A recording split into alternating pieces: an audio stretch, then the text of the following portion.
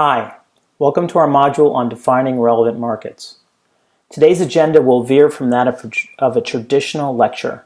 I am not going to review the general principles of how to define relevant markets. Between the Chalk-Varnathy paper, the Evans video, and the PCA, you should have a decent understanding of these concepts. Or at least that is my assumption. If you don't, you should go back and do or redo those earlier readings and exercises. Otherwise, this might be a waste of time. First, I will talk about how these principles might be relevant to a lawyer working in private practice or with the PCA. After that, we'll jump into a scenario that will challenge you to tackle principles you learned from your readings and video. Finally, I will raise with you various concerns that could arise during the determination of a relevant market. EU and US competition authorities repeatedly emphasize the fact-intensive side of determining relevant markets. Chalk-Varnathy never states this explicitly, but he takes pains to explain the need for spade work in an investigation. For instance, taking the interviews and reviewing sales data. On top of this, the facts and their potential implications are very economic-oriented. Terms like cross-elasticity of consumer demand come to mind. Many attorneys might find themselves uncomfortable with this type of work, wondering whether they are competent to do it. And it's a valid question. An attorney needs to figure out where his or her role ends and where that of the economist researcher begins. And often the border is fuzzy.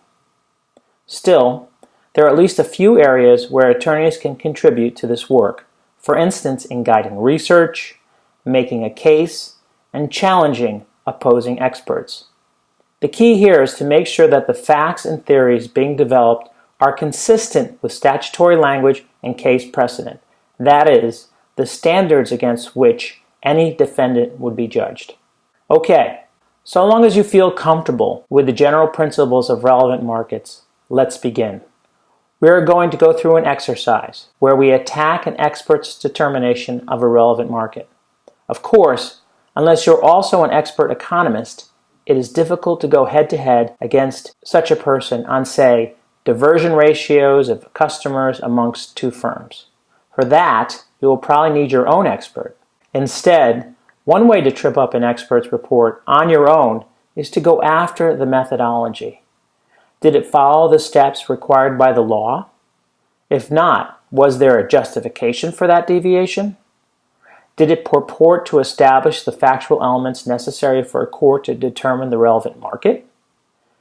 And after all that review, you might find that the report succeeds, in which case you might need to offer alternative ways to read the standards in order to question whether the report in fact met its goals.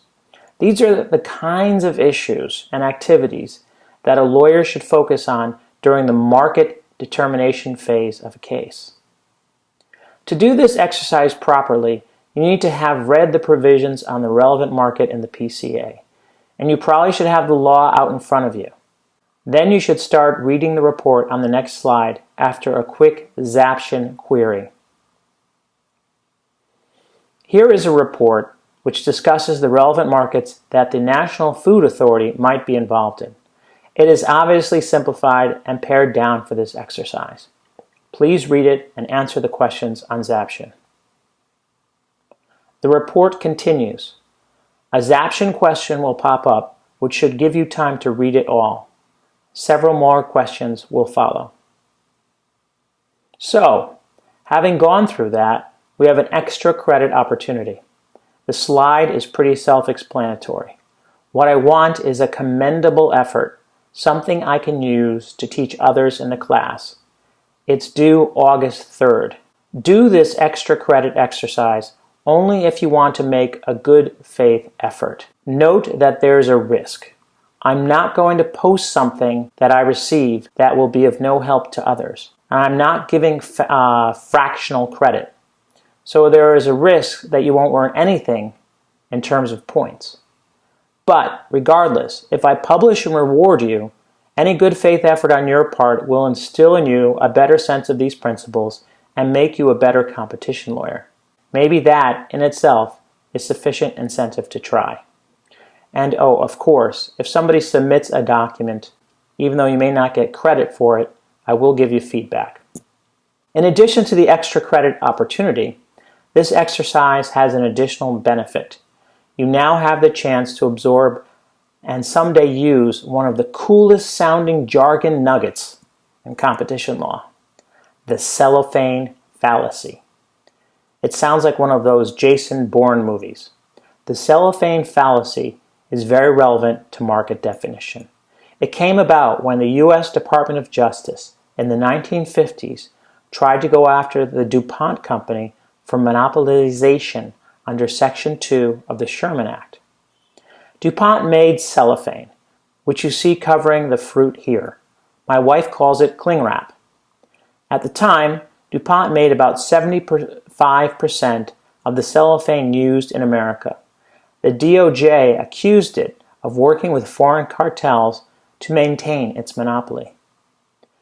DuPont's key defense was that it wasn't a monopolist. Cellophane was simply too narrow a product market. More appropriate was the market for flexible wrapping material. This could include wax paper, tin foil, etc. Looking at the market this way, DuPont had only 20%. Pretty clever, right?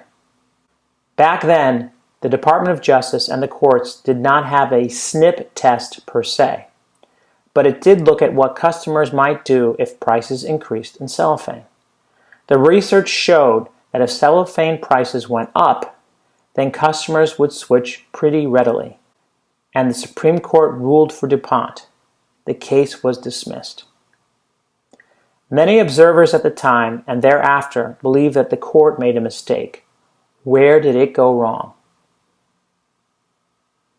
If you said the snip test started with a price higher than the competitive price, you were correct. You see, DuPont had already jacked up the price of cellophane right to the point where it was squeezing the most out of its customers. It's not surprising then that any more increases, hypothetical or not, would force a large portion of its customers to look elsewhere. But if the price was at a lower level to start with, then it's likely that a 5 or 10% price increase would make less of a difference in the decision of customers to switch.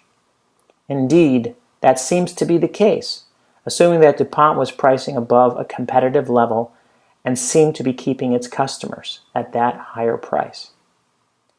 In the Evans video, our speaker did not focus on this issue, as he assumed that the two belt makers were competing with each other and hence offering competitive prices. But the DuPont case was not a merger, nor is the NFA case in our scenario.